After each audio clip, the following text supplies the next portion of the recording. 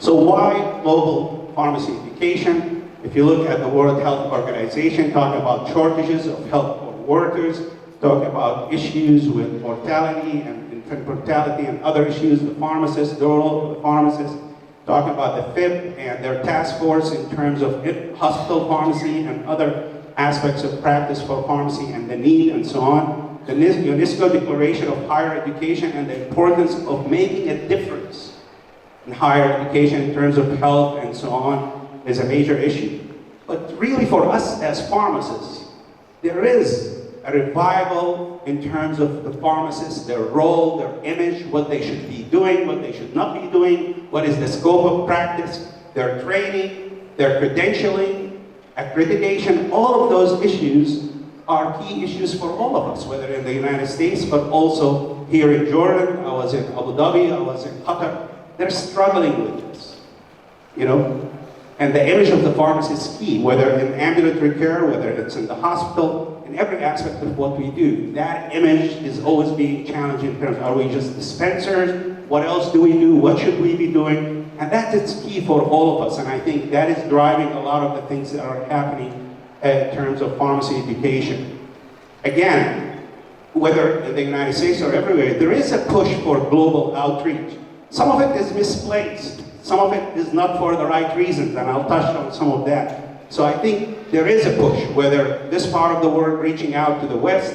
I don't see this part of the world reaching out to the East, which is very unfortunate. I wish there's people from China, India, Pakistan, and so on. So it seems the shift is always to the West rather than the East. But there is so much to gain also by the East, and so on. But that's my kind of commentary here.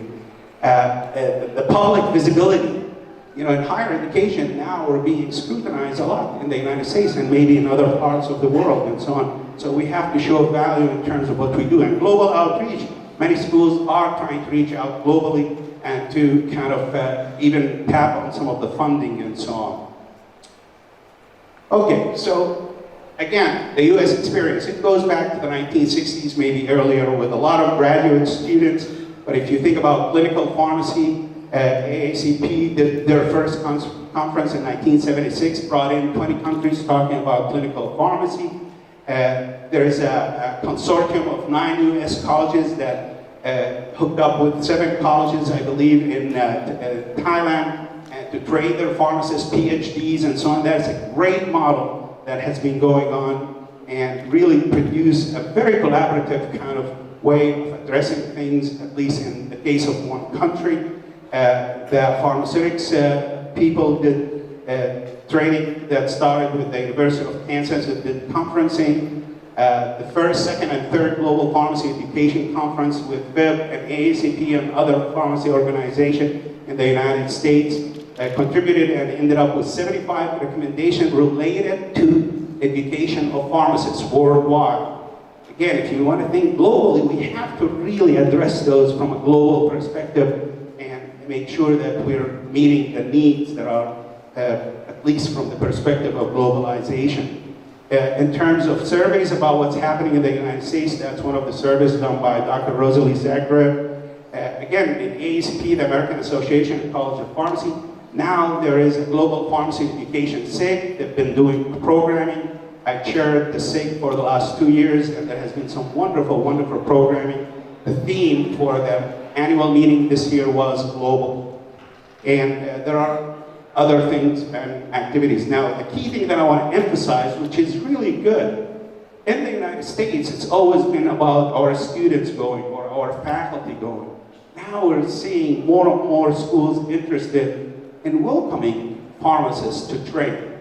Certainly the research has been going on for many years, but now we have at the University of Arizona College of Pharmacy, they train international pharmacists, mostly in clinical pharmacy.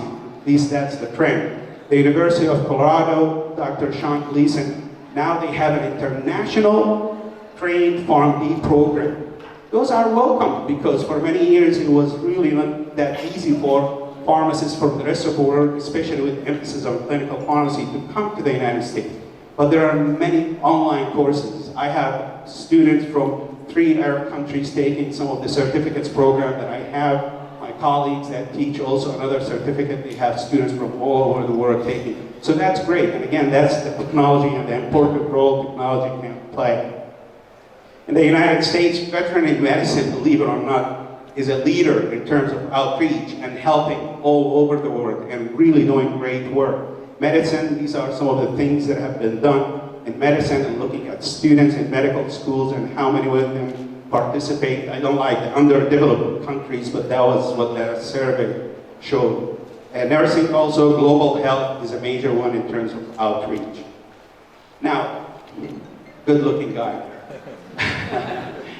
The reason I put this is with all what I've seen with many schools writing memorandum of understanding, the most impressive thing really in terms of global outreach and collaborative is the person.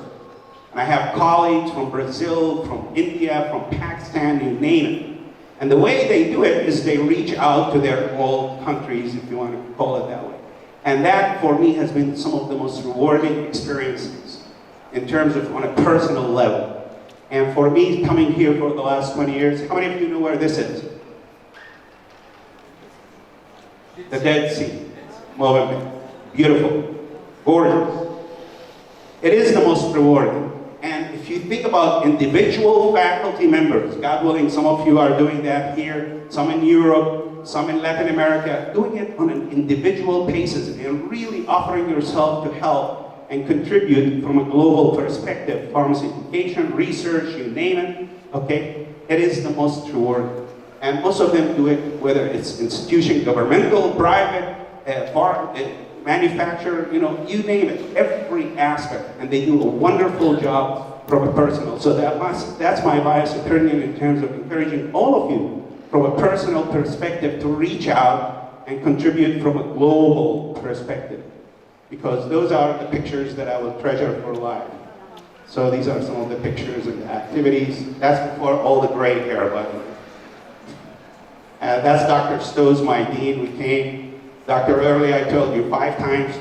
Petra, more than enough for me. But anyway, this is Dr. Qasim Riani. He's the father of pharmacy practice, pharmacy in general in Oman, Muscat, Oman. Wonderful man. And that's one of my students. She was with me on an international clerkship.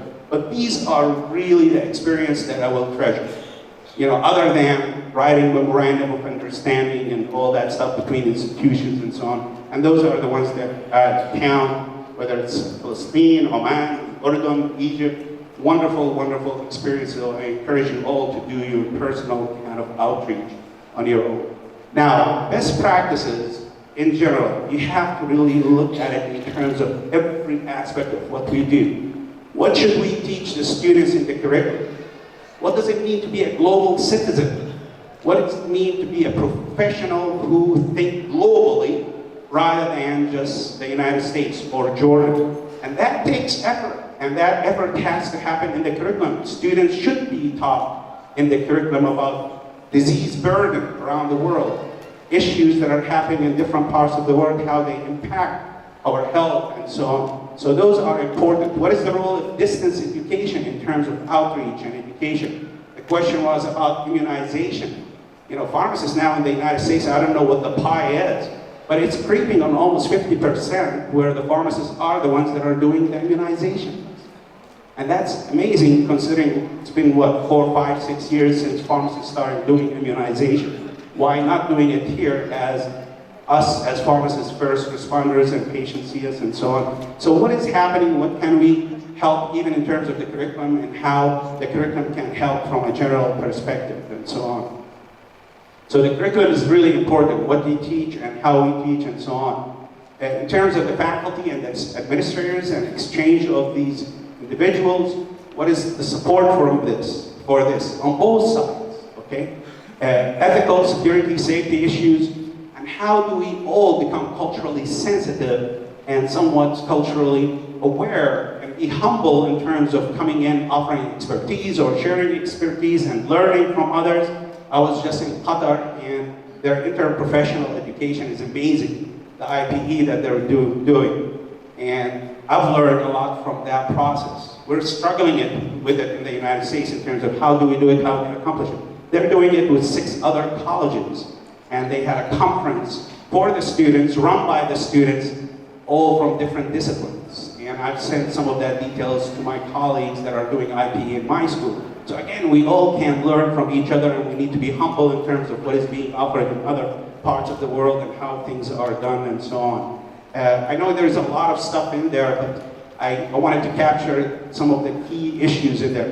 When you talk about professional and graduate education, similar things to the administrators and faculty and exchange and so on, but also in terms of how can we make all our students, again, global citizens, how they can become culturally competent, humble, working with others, regardless of ethnicity, race, and so on, and they're able to really make a difference and so on.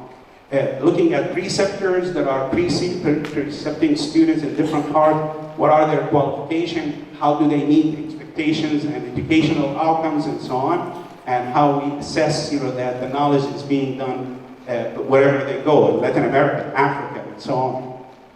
And again, how can we explore scholarship, grants, financial aid, and how can we be innovative in helping and supporting students on both sides to really be contributing to, again, global experiences and so on. When we establish sites, when we have memorandum of understanding between schools and pharmacies, community pharmacy, hospitals, and so on, how do we do this on both sides? What is the strategic plan? How is it done? How can we find mutual benefits on both sides for the students coming from the United States or the students going to the United States or any other part of the world? That has to be done, and so on. And how can we establish advanced standing programs? Many students that graduate here, they want to go and finish a degree in the United States. How can we coordinate that? Or if they want to go to Europe and so on, how can they be done? So what is our understanding of degrees across the continent, and how can we help them to achieve whatever they need to achieve? What are some successful models in pharmacy practice, pharmacy research? What are these best practices? How can we share them? I'm going to present an ambulatory care pharmacy and yet tomorrow, and they're amazing examples, and I'm sure there might be amazing examples here that I can learn from. So to really share these best practices in every aspect. Regulatory issue, I wish the Ministry of Health is here still, because we in academia, we live in a beautiful world. We think we can change the whole world.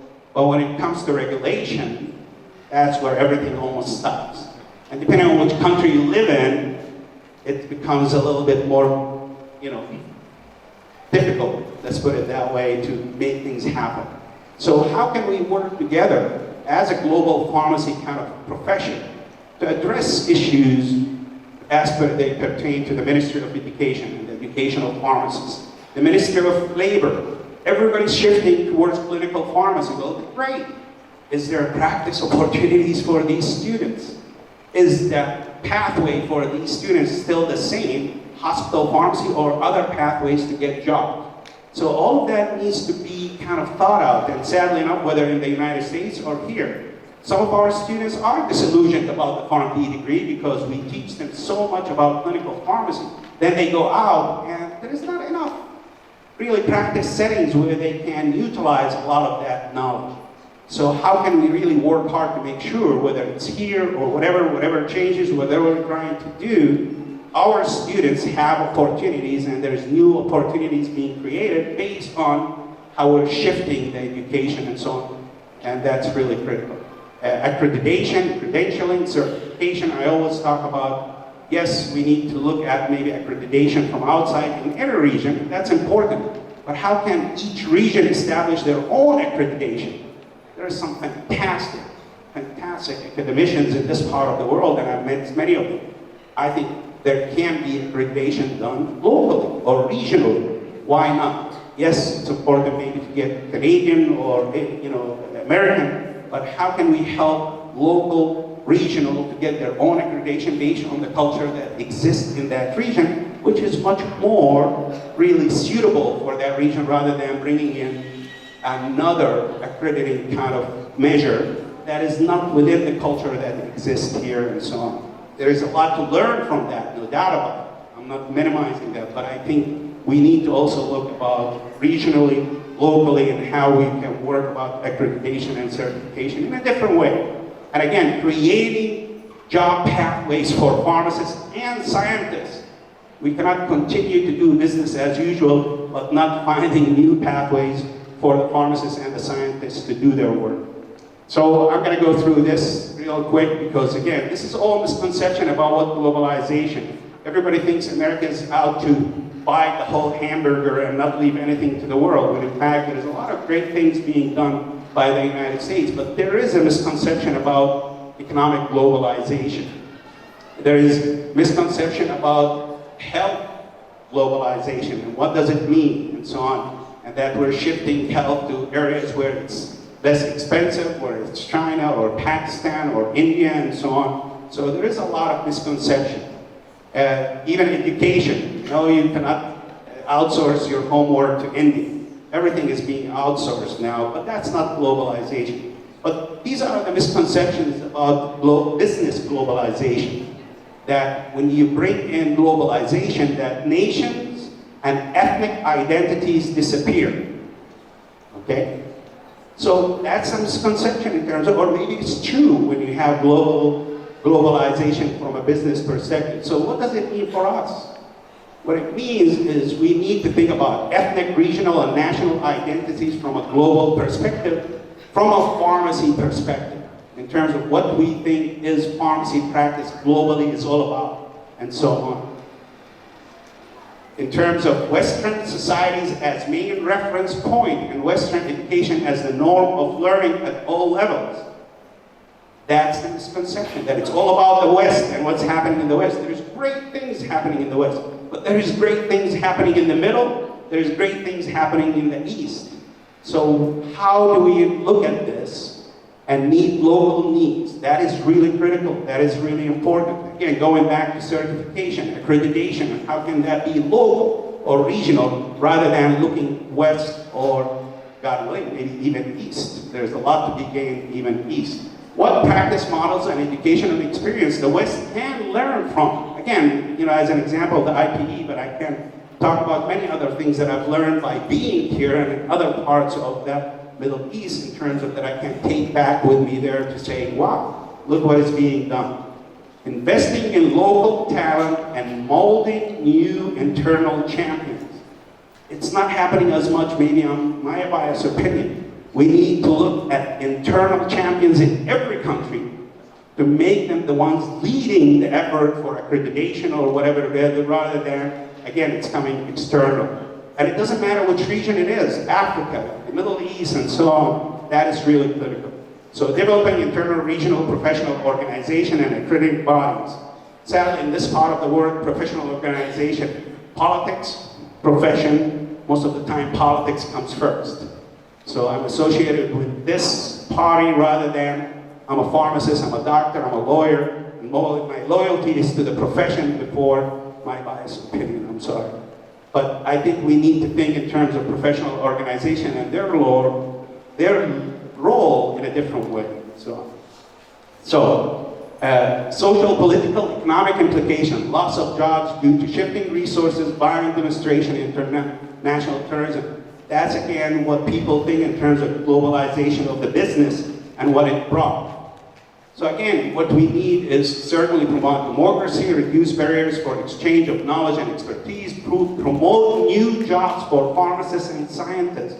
We cannot do business as usual without new jobs, whether it's in this region or other parts of the world. Reduce price of drugs to consumers across nations. And purposeful to meet the workforce need of local and regional communities. And that goes for other professions. So with that, what is really truly needed in terms of globalization of pharmacy educational practice? I think the first thing, it has to be based on genuine sharing. Genuine sharing. And that genuine sharing, that it is for the benefit of all. It's not about the West or the North or the South or the East. It's about us as a collective world, and we're trying to benefit all of us based on our local needs and so on. And again, meet specific needs. If clinical pharmacy, the question about pharmaceutical sciences and so on and their role and the importance of drug discovery, we need to nurture that. Maybe in Jordan there's a lot of drug companies, so how do we help with making sure we have these graduates that meet that need, rather than it's all about clinical pharmacy or whatever. So that question has to be answered for each area. To identify the right expertise, and again, local champions. It is a mutual sharing of expenses and utilization of resources. And I think that's really critical. It is mutual. It's not just catering to expertise, again, from outside. And, you know, in the Gulf, it happens more often maybe now than here, where there is a lot of money that is going one way. And I think that kind of model has to change in a way. And it has to be innovated based on, again, the local need. Respect. Again, the historic factors which may influence pharmacy education and pharmacy practice is different from one place to another. So we have to respect that. It cannot be just based on what's happening somewhere else in the world that we have to do that. There has to be something related to the local. I know one of my students who came on an international clerkship, she did one of her clerkship at the oldest pharmacy in Jordan, Duwar Sabi, I think, right? She said that was the best experience she had. And the pharmacist there was amazing, amazing. Just, Yaqub, that's what I thought. Shukran.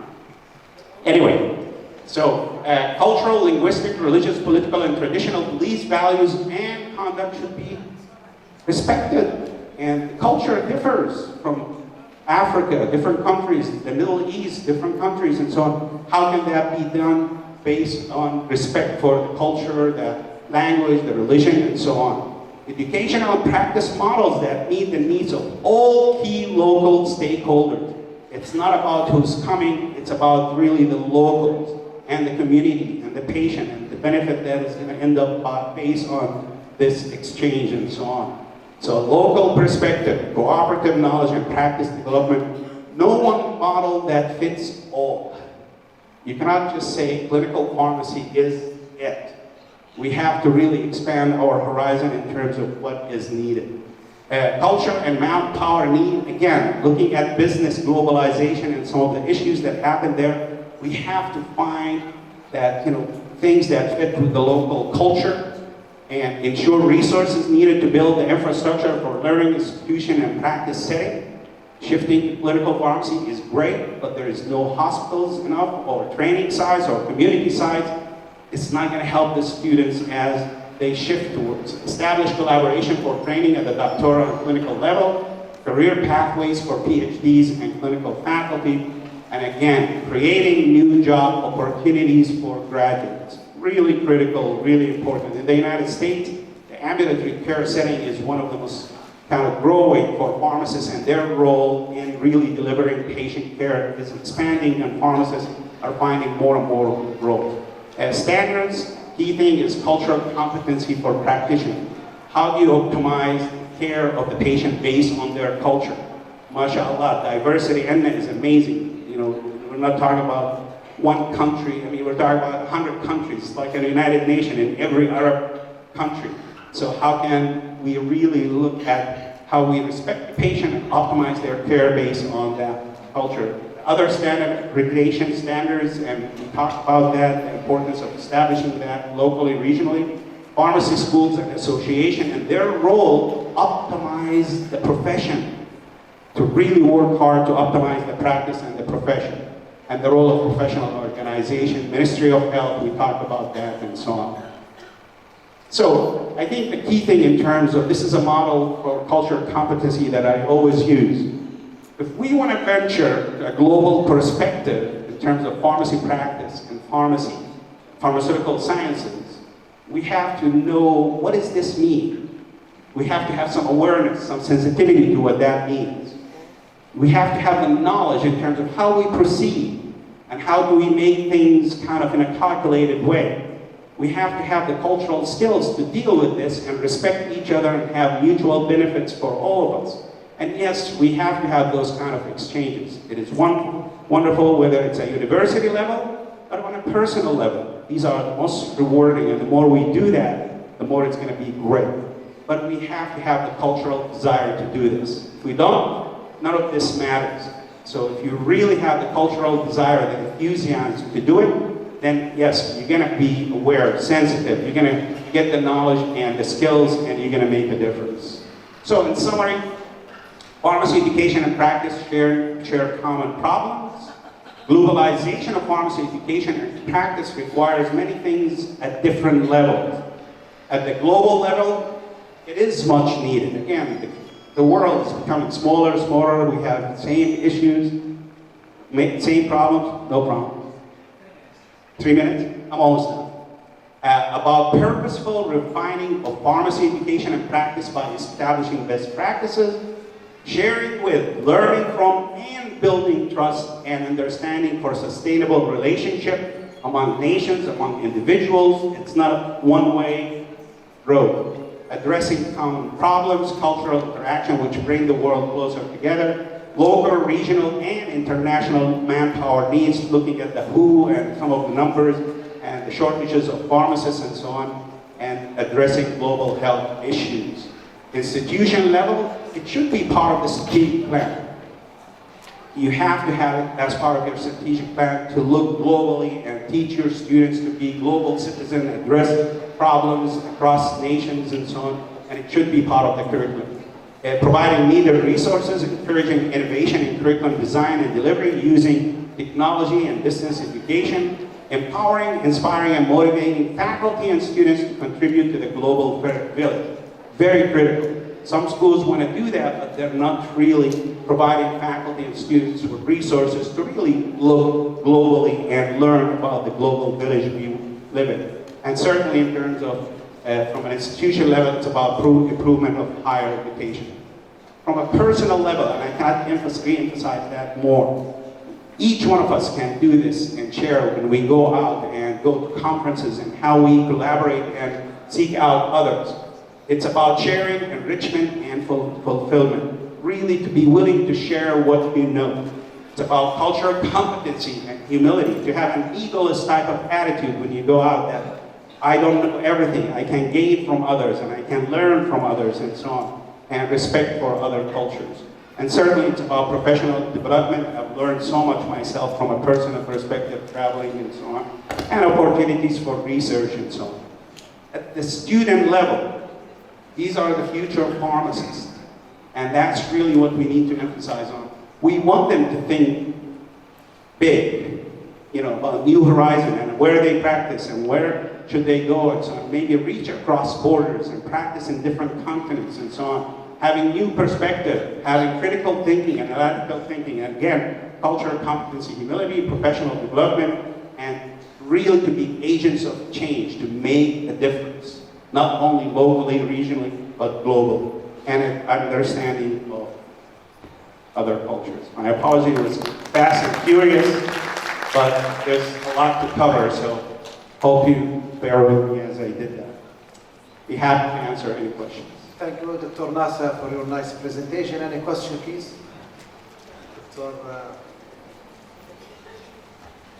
Thank you.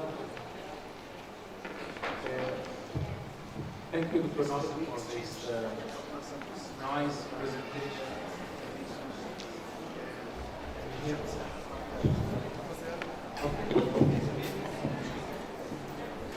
So my question is, or actually it's more than a question, it's a comment.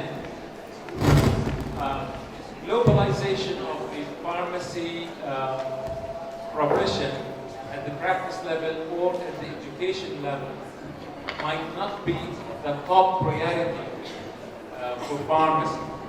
I think it's more important to understand where the pharmacy profession stands relative to other health professions. I feel from my own experience that pharmacy profession is being melted in nursing and in the medical or the physician's job.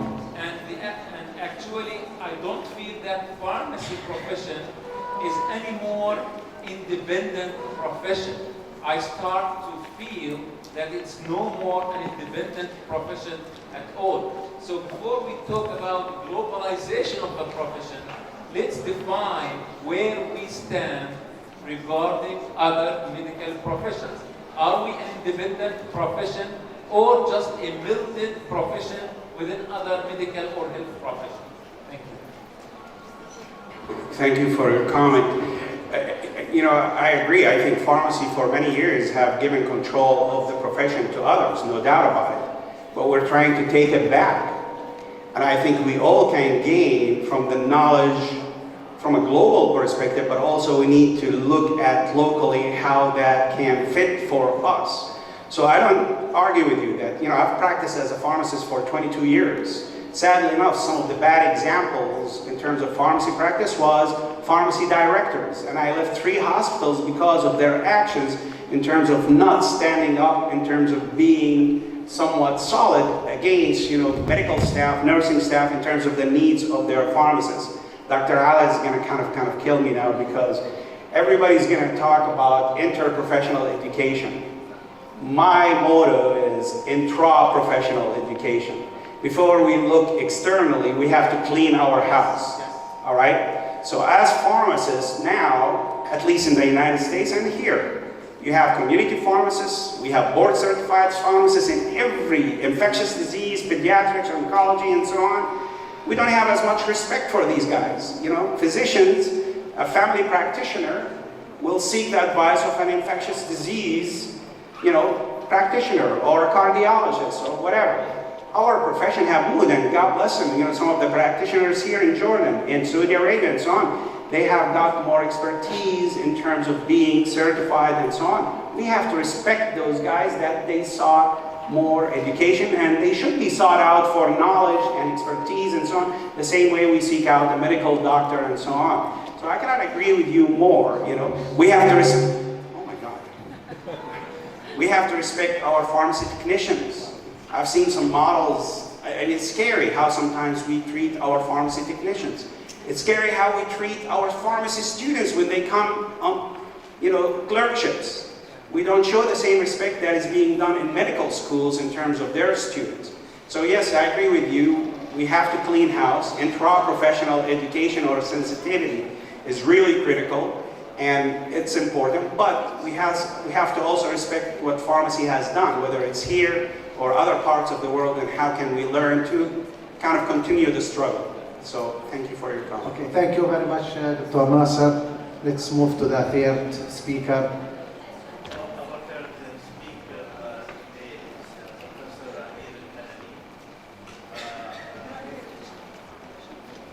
Professor Abir Al-Ghananim is certified as an academic leadership fellow by the prestigious American Association of Colleges of Pharmacy.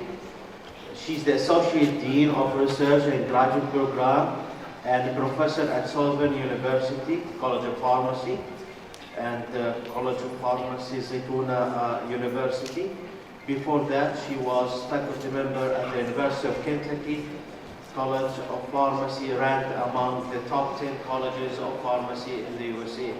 Professor Al-Ghananim received her PhD in Pharmaceutical Sciences from University of Kentucky College of Pharmacy, USA, and her BSc degree in Pharmacy from University of Jordan.